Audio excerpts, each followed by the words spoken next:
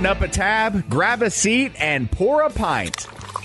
It's time for the Beer Guys Radio Show. You want free beer? Go to the brewery. Dedicated to the art, science, and enjoyment of craft beer. Yeah, what's wrong with the beer we got? Now, here are your hosts, Tim Dennis and Aaron Williams. And welcome to the Beer Guys Radio Show. We are radio for the local craft beer movement, broadcasting from our Atlanta studios at AM 920 The Answer. And I'm Aaron Williams.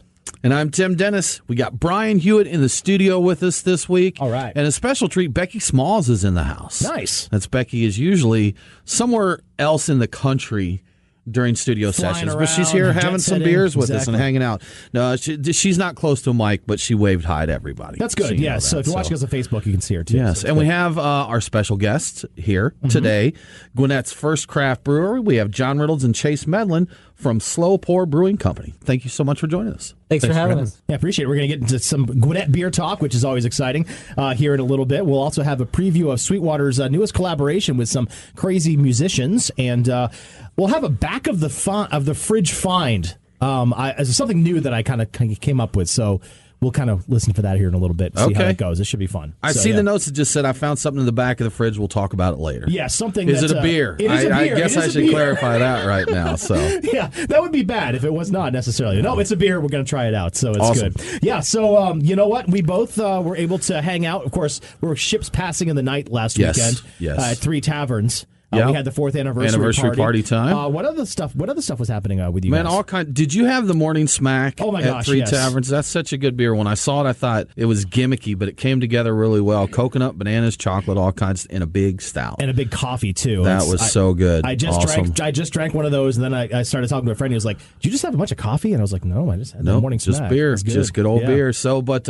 also went by Hop Sticks that same day. Check them out. Had a sushi corn dog and some ramen and beers, and went to the Whiskeys of the World exposition. So check that out. Drank some whiskey and went to Torch Top kind of earlier in the week. Had a few beers there. They got good stuff. They got cans coming soon. So. Very nice. I saw those cans, and I saw that Brian was your date, by the way, Whiskeys of the World, so that was good. He was my date. Yes. Brian's a whiskey lover, so I knew I had to ask him to. And you to found a new favorite beer or whiskey that's local too, right? I did. Yes, that's right. So for those that don't know, my guilty pleasure is Fireball. I love Fireball. I get a lot of grief for it. I don't care. I like it.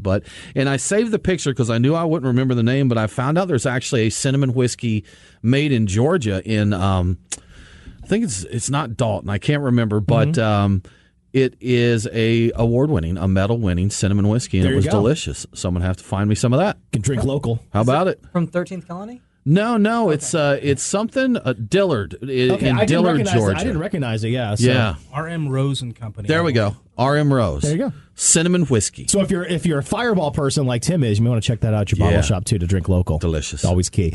I was on the IPA kick, by the way. So you guys went to Whiskeys of the World after 3 Taverns' 4th anniversary, which was phenomenal. I went to Wild Heaven.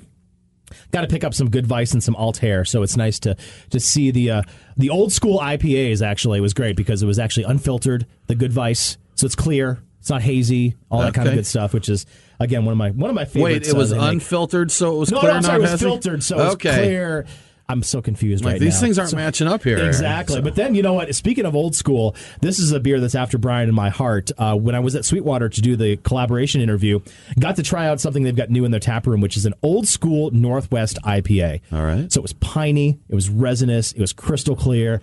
Yes. Sounds awful. It sounds perfect. Do people still drink those? They don't, and I'm so excited to see them. Only smart people. That's okay, right. All right. That's right. But I mean, the Sierra Nevada, the old school, just piney. I was so happy to see it back. I told Tucker, I was like, I got to try some of this. It was so good. So anyway, let's go ahead and check out Truck and Tap's beers of the week.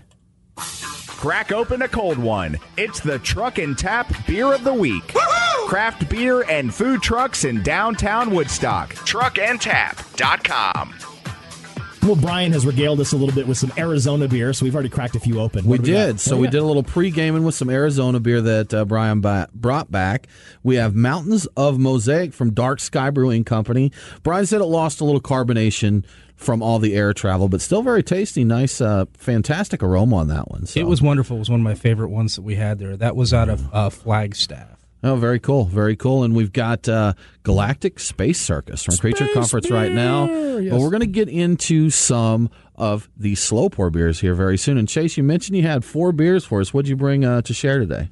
We brought Cotillion Blonde, Southernality IPA, Nostalgia IPA, and the Honorable Joe. It's a Dunkel with coffee. Sounds good to me. I was hoping you were going to bring that one, actually. Awesome. I saw that in your lineup, and I'm like, please bring that one. Please, so good. I'm looking forward to that. We also have, Aaron, your back of the fridge experiment. We have some of the new cans of Southbound's Moonlight Drive, and we have a 2015 bottle you found chilling, so we're going to compare those. Yep. And a new one from Terrapin. We've got the Nutella Milk Stout here. We're going to check that out. Yeah, that should be a lot of fun. So lots of beers to drink, so I guess we have to get to it. It's rough job. Somebody has to do it, as they say. Good thing it's beer drinking season. Let's go ahead and check out this week's headlines.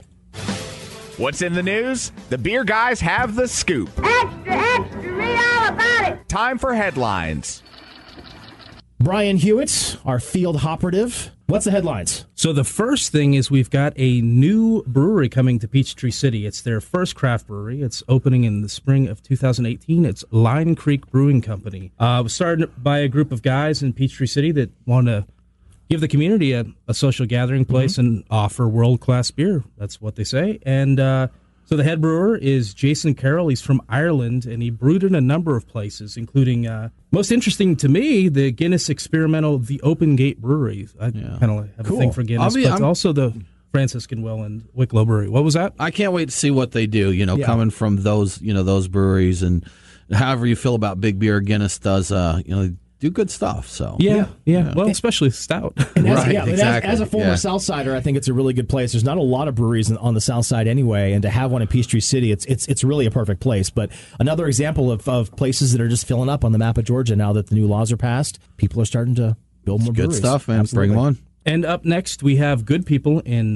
They have announced their second El Gordo Day. Yes. 2017, obviously. The first one, 2016. It's happening on December 9th. Of this year, and it's a Russian Imperial Stout clocking in at a staggering 13.9%. Right. A session stout. Just a session stout, drinker. An easy drinker. Yes, hanging out in the porch. You have 3 or 4 of them, no big deal.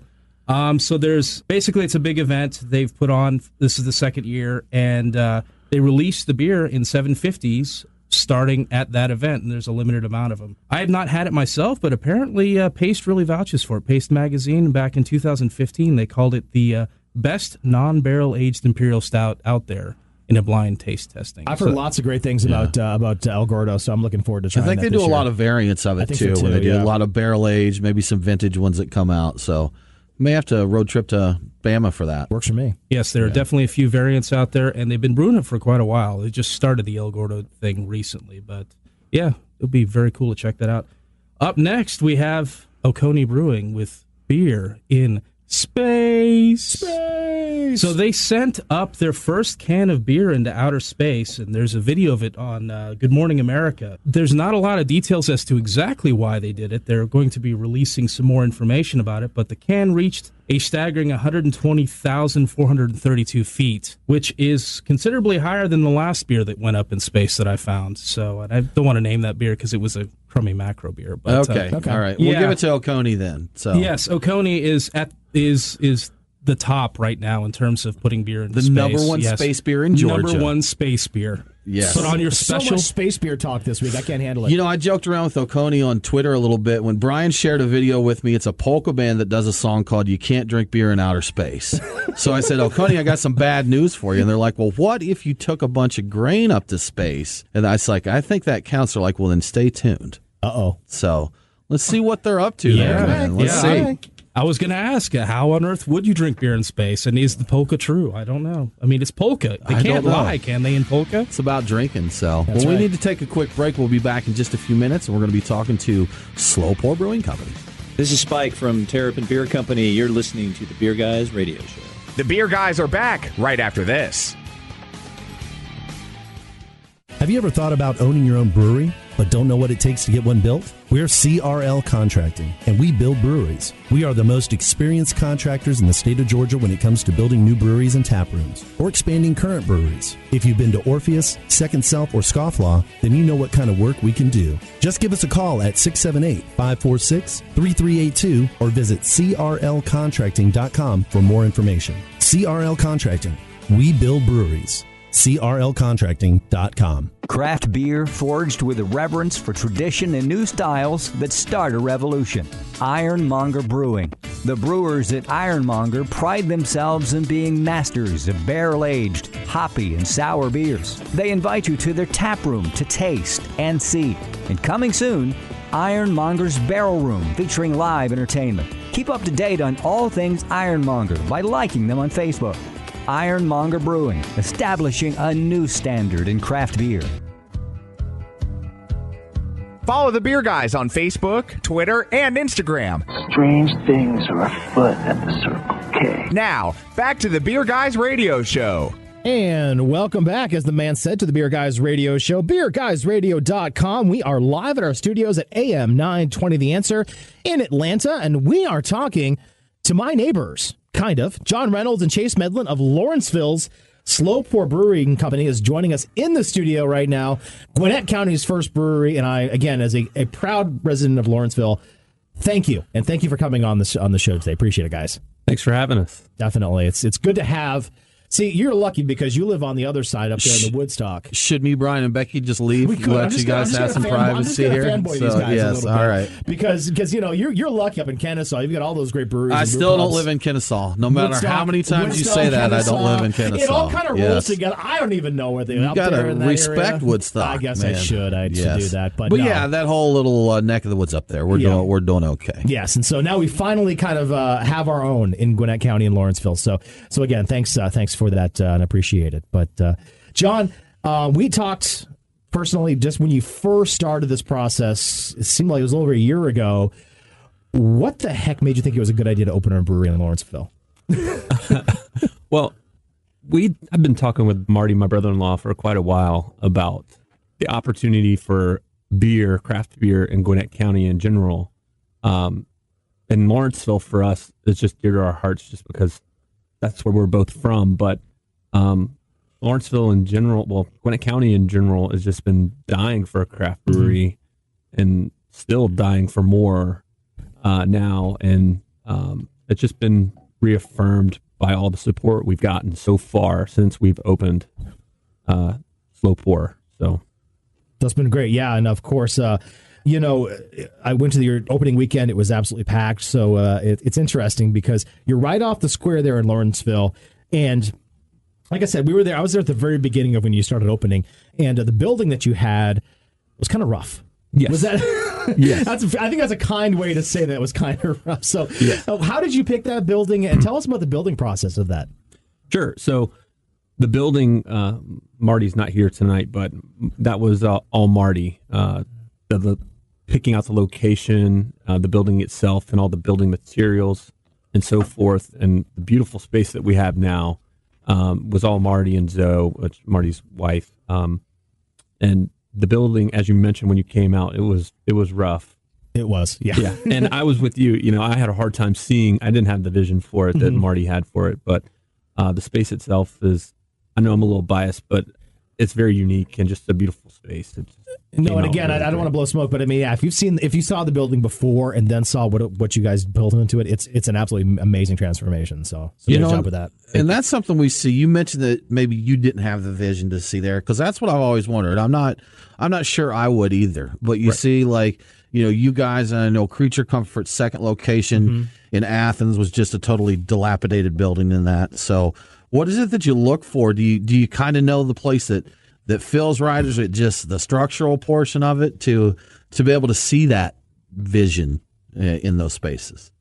I think for us, a lot of it was about location for us and being so close to the historic square of Lawrenceville. We're only 0.2 miles from being right in the heart of downtown Lawrenceville, and the beer scene right over the hill. Yeah, it's just over the hill, right. And the beer scene there has been growing with Exhibit Ale and McRae's and Local Republic and now Strange Taco Bar and Oyster Bay and Universal Joint. So it's all been established there. And it was basically just teed up for us, just waiting. It was just dying. Again, it was just dying for a local brewery to be put in place down there. So, well, see, I lived in Norcross, Tuckerish area in the late 90s, and there was just nothing over there. You know, the Chamblee, Tucker, Norcross, Lawrenceville, Duluth, there really wasn't a whole lot going on in any of those places. And then I moved, I'm up in Woodstock now, Aaron. Woodstock. Woodstockville, so, down. Yeah, but a lot of towns, I mean, Woodstock has revamped a lot over the last 15 years. We see this. We went, Brian and I were down in Chamblee. We went down there to Gus's Fried Chicken, and then we went over to Hop Sticks later. A lot of the towns in the metro area are really starting to put more stock into building up their downtown areas and to build up entertainment where people don't have to go to Atlanta or don't have to go somewhere else to that. So what do you think the shift was there just in this isn't beer question, I guess it's more philosophical, but of reinvesting in the communities again? Yeah, I mean, I don't know if I'm directly answering what you were asking, but for me, my wife and I, we try to do a date night once a week. And to your point of everything was down in Atlanta or we'd have to travel north to Athens. Sorry, your microphone technique it needs work, but it's okay. That's what, yes. We'll get it. If you want to look at I'll work just on talk it. on the other side. There you go. There you go. So, but we would always go down and we visited. I mean, we wore Local Republic flat out, sure. And we were just looking for what's that additional option, what's that draw for us, and that's what we're trying to provide with Slow Pour now. Mm-hmm. Making it a destination night like Atlanta provides with all the entertainment options that you have, as well as fantastic dining and so forth. As you have that in Athens and Atlanta. For us, we were paying a babysitter an hour to drive each way. Sure. And so we're hoping that this helps provide that for the Lawrenceville area. So it's selfish reasons you built it there. You can just go to your brewery and get drugged. Yes. And let's just go to the brewery and we're good to go. Exactly. Right? Absolutely. Exactly. I'll tell you what, let's talk real quick. We got Cotillon here, right, Chase? Cotillion. Not even close, Tim. Cotillon, okay. Cotillion. Yes. We were joking about another beer with a similar name here. From Belgium, yes. So we got this Cotillion here that we're drinking. Tell us about this beer, Chase. So kind of the overall brand theme and also as a company is to kind of take a step back, unplug, connect more with people, kind of disconnect from the electronics as much, and so on and so forth. So, and you can see it in the artwork and the branding, paying homage to Art Deco, etc. But so Cotillion was a formal dance, especially in the South, and so it's kind of we're paying homage to that as kind of a lost tradition. And I mean, a lot of the people who come in, we have to explain that to them what it is, what Cotillion is or was. Sure. Anyways, so but the beer itself is super light, drinkable blonde ale, very crisp and dry.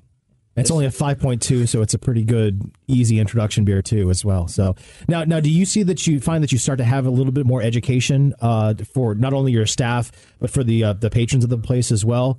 When they come in and they expect to see a certain beer, they don't have it. Well, here's what we have, and this is what the experience is like. Is there kind of a learning curve, I guess, for you? I'd say so. I think it's a mixed bag. We get some. I mean, we've had some people come in and say, "Oh, I love your IPA," and then I never know what that means. And some of them are like, "Yeah, my favorites are Trillium and Treehouse," and I'm like, "Wow, well, that's a great compliment." Oh, there you go. And then, but then some people will, really enjoy the blonde, and at first they'll ask for Allagash White or Shock Top or something like that. So we really get a mixed bag. I think there's, your most new craft beer drinker all the way to your most sophisticated aficionado, no matter where you are. Well, at least a lot of places. Yeah. Some education there, either way you look at it, right? Yeah. Absolutely. So now, talking about your location, you guys did a lot of the work yourselves, right? A lot of sweat equity in this, building it up. We did a lot of the demolition work ourselves. Everything else. That's the fun part, isn't it? It is the fun part. Yeah. The build out process, we had a lot of different contractors come in and do the work. Okay, so not as you did. You're like, let's tear this stuff down and get my drinking spot built out. Then, right? Right. Absolutely. Right. It's a good idea. Right. That sounds like a good idea to me. No, exactly. I'm right there with you. So cool. Well, we're going to take a quick break right now. We're talking to the crew from Lawrenceville Square Brewing Company, John Reynolds and Chase Medlin. You're listening to the Beer Guys Radio Show. We'll be back right after this. It's Aaron and Tim, the Beer Guys. If you're like us, no lunch or dinner is complete without a pint or two of craft beer. Which is why Truck and Tap in downtown Woodstock and Alpharetta are always on our list. Tim, why do they call it Truck and Tap? Well, the tap part is easy, Aaron. See, they've got 18 of them. As for the truck part, well, that's when it gets interesting. Truck and Tap features your favorite Atlanta area food trucks daily, so that way you're getting a different menu every day. Truck and Tap in downtown Woodstock, Alpharetta, and coming soon to Duluth in 2018. Truckandtap.com. Let them know that the Beer Guys sent you. We are Reformation Brewery, celebrating the reformer in you. Locally crafted within the renowned Etowah watershed of Woodstock, Georgia, Reformation creates yeast-forward brews full of aroma and flavor crafted to last. Come see us in beautiful Woodstock, Georgia, for a tour and tasting of unique brews that you can't find anywhere else. Reformation Brewery, set beer free. ReformationBrewery.com.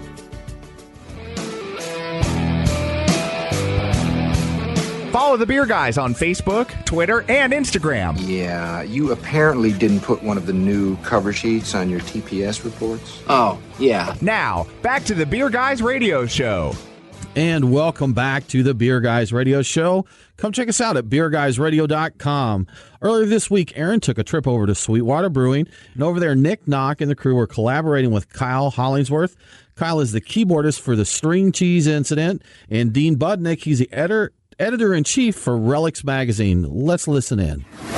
Two of us got together with SweetWater, and we decided we want to make a great, amazingly strong but hoppy, juicy beer. So sort of the lack of a better term, Northeast IPA type of a beer? Or, Yes, we haven't quite named it in that category yet. Listen, as a Northeastern, as a New Englander, I would characterize it. I mean, that's a lot of the beer that I drink. That's what I was hoping for when we were putting this together. We shall see. Remains to be seen. I mean, we know it's going to be hoppy and tasty and a bit hazy. So for all intents and purposes, pretty darn close to that style of IPA. Excellent. So is that the type of style you guys normally drink, or? It's a style that I'm getting into. I've been into it for the last 6 months or so. I live in Colorado, which there aren't too many of that. There's one brewery making something similar, but otherwise you had to sneak over the border, get a large truck, and fill it to the back. Wait, no, that's another movie. That was the Bandits. That's a reverse Smokey and the Bandit. Smokey and the Bandit. Exactly. That's it. But no, yeah, I'm really excited. It's going to be awesome. Excellent. So we're brewing test batch today, is that correct? And hopefully that works out. And we'll see how it goes, and then I apparently, the way this is going to turn out is I'm going to get it in time for my Thanksgiving dinner. I'm going to share it with my 15 guests, and if they enjoy, and Kyle enjoys with his work, then we're going to move forward. And I guess it's going to be out in February. We're really, really psyched about that. You guys are totally into the brewing process, it seemed out there. Is this the first time that you've been doing did something like this? The first time we collaborated together. I've done a lot of different brewing in my days. I'm a home brewer. Okay. So I started when I was 16 or so. So I've been home brewing for a long time. And then just in the last year, I kind of got the bug once again, and I've been touring around the country brewing with a lot of different breweries. Kyle and I, we've been talking about doing this for a long time. Kyle has done some other collaborations. He's a home brewer. He's very well known with, making a lot of beers with a lot of different folks. And Kyle and myself from Relix, I said we should do something. And so for a while we were talking about it, trying to find the ideal partner, which we have in SweetWater. So then we went out to Crosby Farm out in Oregon, got to check out some hops, and that was awesome. And now we're here. We're putting them in action, in motion, and we're going to make some beer. We talked about the recipe together. We talked about how much the IBUs would be and how much alcohol there's going to be in it. We were very present for the whole process. And going to the hop farm was that's another unique thing I'd never done before. That was pretty epic. So I'm glad that we're able to follow it through completion. And if you pick up the current issue of Relix magazine or go online to relix.com, you can actually read a little bit more about what we did out in Crosby and get some pictures, because truly it was above and beyond what I'd ever really even expected. It was super fun. You can read more about their trip to the hop farm at relix.com. That's RELIX.com. The beer is scheduled to be out on February 7th, and it will also be available at the 420 Festival. So right now we're going to get back to our conversation with SweetWater Brewing Company. We've got John Reynolds and Chase Medlin. Guys, thanks again for being with us, talking, sharing your beers. Thanks for having us. Yeah, and we're cranking up the Dunkel right now. It's a coffee Dunkel this time. So, Chase, tell us a little bit about this one. So, the base beer was inspired by Oktoberfest.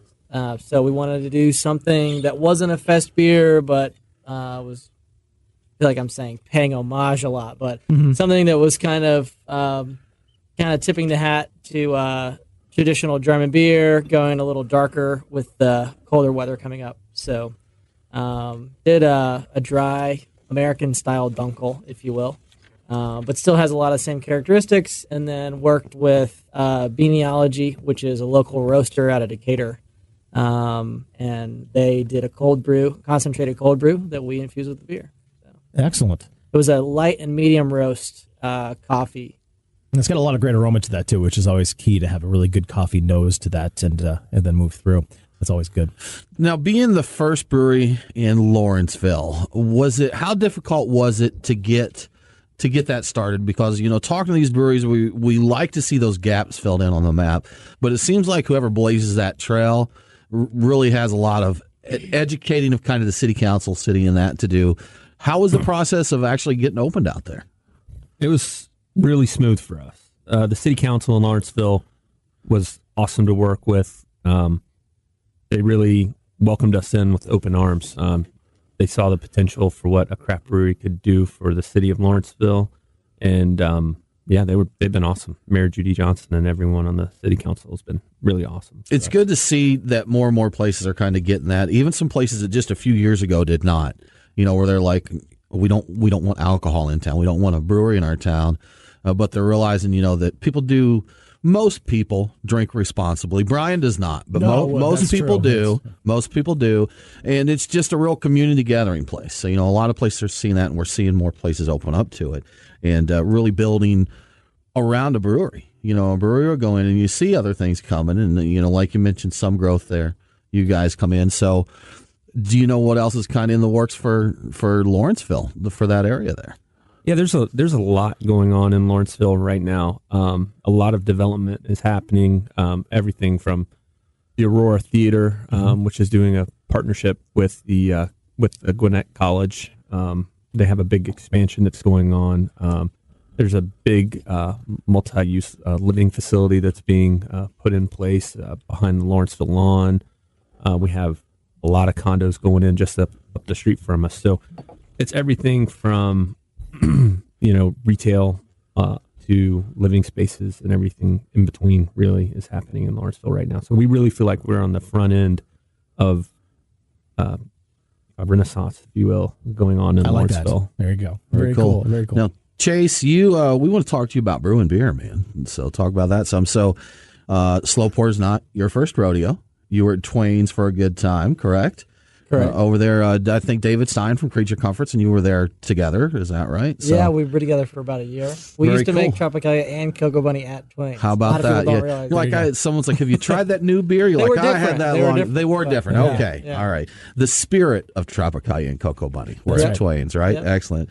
So what made you decide to get connected up here with the SweetWater guys? Actually, I had left Twain's to start my own venture in the aforementioned Chambly. Had an issue with a contractor budget.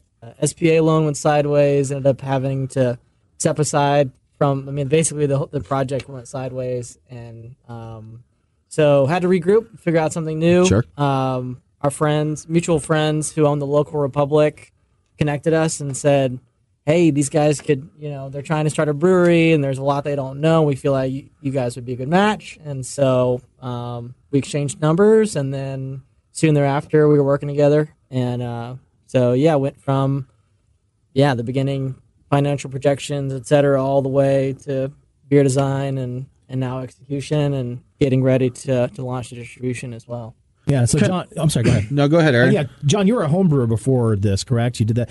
A little bit different doing it on the pro side, right? So it's good to have someone like Chase coming in. Yeah, just a little bit. Yeah, I mean, that was always something in the forefront of my mind of us needing to partner with someone who could mentor us and help us get up on our feet and understanding what it takes to move from a homebrew scale up to a commercial scale. And so we were lucky enough to be able to partner with Chase through mutual friends, as Chase mentioned. So it's been a blessing for us to have Chase on board and help point us in the right direction. Well, shout out to Local Republic. There you go. Ben and Chris Exactly. at Local Making Republic. connections, huh? Yeah. That's right. Yeah, very good. Chase, I think we're kind of getting a taste here for your brewing philosophy somewhat. So how much did you bring of your philosophy to slow pour, and how much is coming from slow pour influencing what you're brewing? It's a good mix. So we come up with the concept of what we want first, and then we go back and forth with writing the recipe, tweaking the recipe. So it depends on the which beer as well. It's kind of a case by case scenario. So depending on how much experience John has had with that style of beer, etc. Also with scaling up, I've had a lot of experience with that. So right. It's I'd say close to equal parts. Yeah. We're going to take a quick break right now. We're talking to John Reynolds and Chase Medlin of Lawrenceville Slow Pour Brewing Company. You're listening to the Beer Guys Radio Show. We're going to have a back of the fridge find coming up right after this.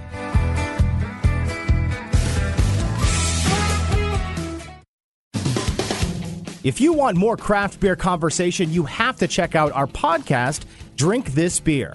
This week, we're talking Beijing brewing with China's Jing A.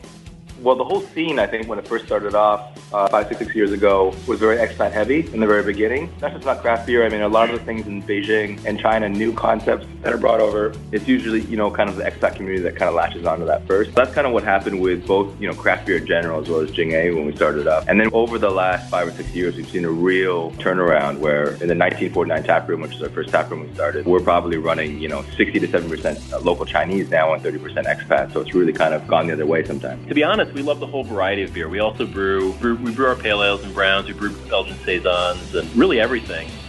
Don't forget, that's the Drink This Beer podcast, available on iTunes, Stitcher, or wherever you get your podcast. Check it out, beerguysradio.com.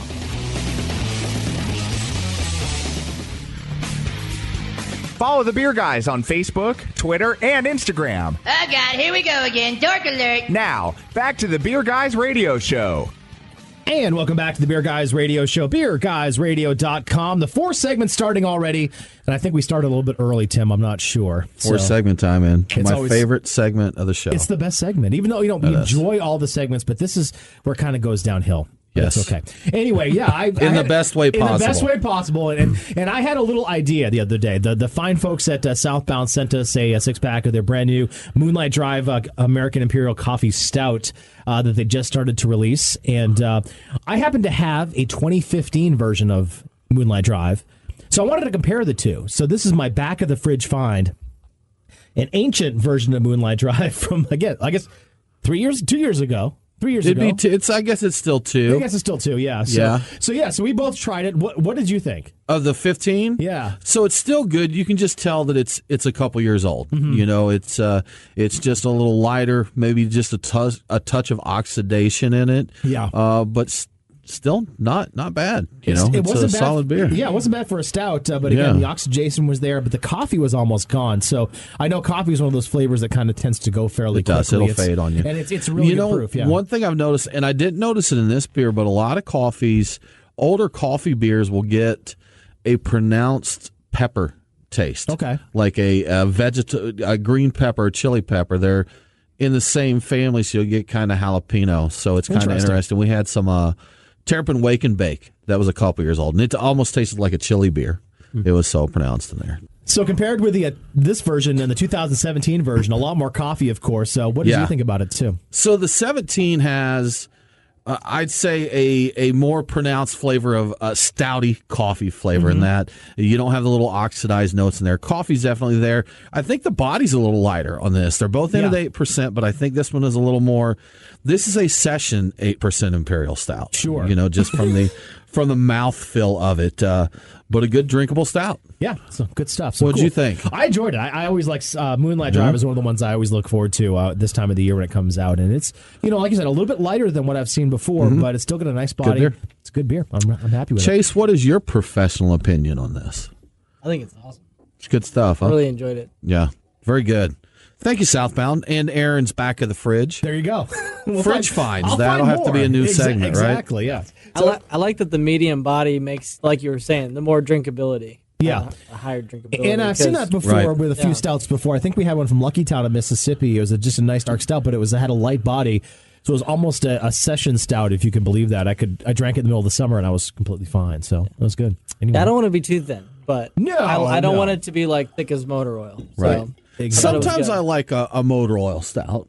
Sometimes I'm good with that. Every now and then. But, I could do that. But you know what? The thing with those is, and we've talked about that, we were talking about who was it that called Black Tuesday a sessionable beer? Oh, gosh, I remember that. I forget that. The 20% sessionable beer. Yeah, the 19.2% session stout. But, a beer like that, 4 ounce, 6, 8 at the most. Exactly. And you're just done with it, between the ABV and just the heaviness on the palate.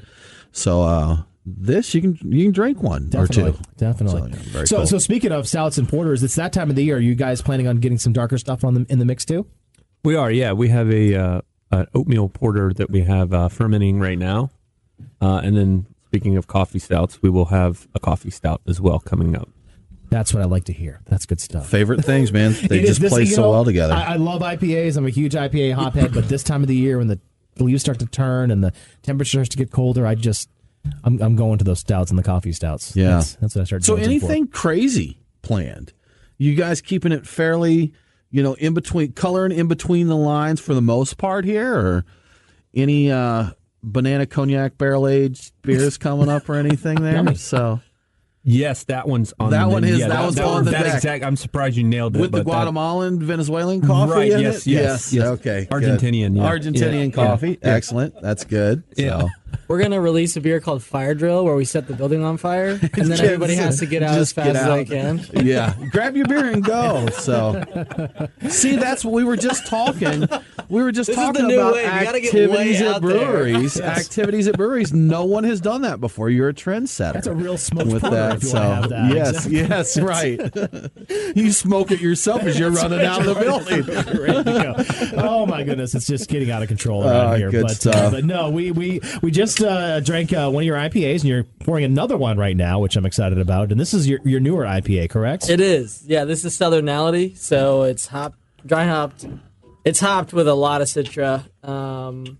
It's got a little bit of Simcoe in there as well, but we used 10 pounds of whole leaf Citra at Whirlpool in our hop back. And super psyched about the way it came out. So you said you've got whole leaf. Now, for someone who doesn't necessarily know the difference, most hops, of course, are added in the pellet form. What does whole leaf hops do that's different from a pellet?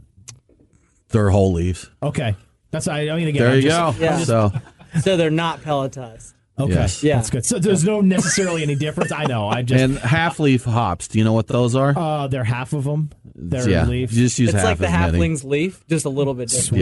Yeah. You know what? We're going to confuse people listening to this. So I know. No, but do you get, as Aaron was asking before I decided to harass him, that's okay, Ted. Do you get a different performance using whole leaf hops compared to pellets? A little bit. It depends on the lot you get. Sometimes pellets seem to be more bright. Sometimes whole leaf. In this case, the whole leaf seems to be really nice and bright. So, but the utilization can be a little different. But we got great results with this beer. It wasn't the easiest to do. We had a little issue with our hop back in the middle of our brew before knocking out, but it came out great. We're pretty excited about it. Yeah, that's nice. Very good. Barrel program, sour program. I mean, you've got the room for it. I mean, you've got a ton of room in that house or the building that you've done. So that's what first thing I thought when I came in there. I was like, ooh, there's some barrels possibly. Yeah, right. Yeah, I think we have a barrel aging program in our future. I think we really just wanted to focus on getting our core brands lined up to start and make sure that we do those really well.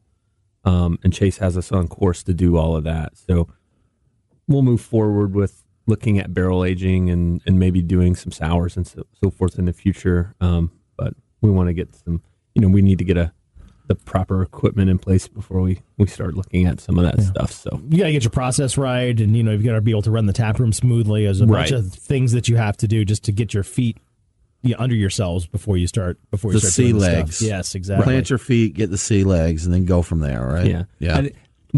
And that's kind of one of the things that Chase has had to instill in us is we want to go 1,000 miles an hour out of the gate, and Chase has kind of had to pull us back a little bit and say, let's do this part right first. That's when Brian and I started homebrewing. I was the pullback, and Brian was the one that said we should do a seafood goza. So I definitely did say you did say that. I believe 2 a.m. one day I get a text. Oh my God, I've got a great idea. I'm like, no, you don't. Not at 2 a.m. Text ideas are not good. Exactly. Well, cool, guys. We got to wrap up this conversation. John Reynolds and Chase Medlin of Lawrenceville Slow Pour Brewing Company. Thanks so much for joining us on the Beer Guys Radio Show. Appreciate it. Thank you so much for having us. Yeah, absolutely. This is a lot of fun. So guys, if folks want to stay in touch with you, see what's going on over at the brewery, and find out when the Fire Drill Smoke Your Own Porter is released, what's the best way to do that? We're on all social media. We have Instagram, Twitter, Facebook. You can check us out at slowpourbrewing.com. What am I missing, Chase? At Slow Pour Brewing on those. Yeah, on all the socials. All the socials. Yes. Very cool, guys. Thanks again. We appreciate it. Excellent. Now it's time for a giveaway to give away. Our winner this week is Patrick Harris. All right. Patrick, thank you so much for subscribing to This Week in Georgia Beer. And if you will drop us an email to beerguys@beerguysradio.com, we'll get you a swag pack out, or just check the newsletter each week, click the link, and send us your info. We'll get that done. So, Aaron, if folks want to join in the fun and be entered to win cool prizes, how would they do that? Well, Tim, all they have to do is visit beerguysradio.com and sign up for This Week at Georgia Beer. You'll get a weekly newsletter with all the happenings at Georgia Beer, and you'll also be entered to win our awesome weekly swag pack. And please do that because my office is runneth over of cool stuff. So, I can't steal it all. Anyway, coming up next week, we'll be talking to Wildly Brewing. Again, talking about filling in the maps. They're out of LaGrange and just started up again a few months ago, and so we'll be talking to them next week. In the meantime, check us out at beerguysradio.com and on the socials. And if you want some more craft beer info, check out our podcast, Drink This Beer, and we'll be talking to Brad Shell, the founder of Charlotte's Unknown Brewing, in the next episode. Have a great week. Don't forget to drink local. Cheers. Thanks for listening to the Beer Guys Radio Show. We're on demand via iTunes, Google Play, Stitcher, or wherever you get your podcasts. Always online at beerguysradio.com. Aaron and Tim are back next week with more about the amazing world of craft beer. Cheers.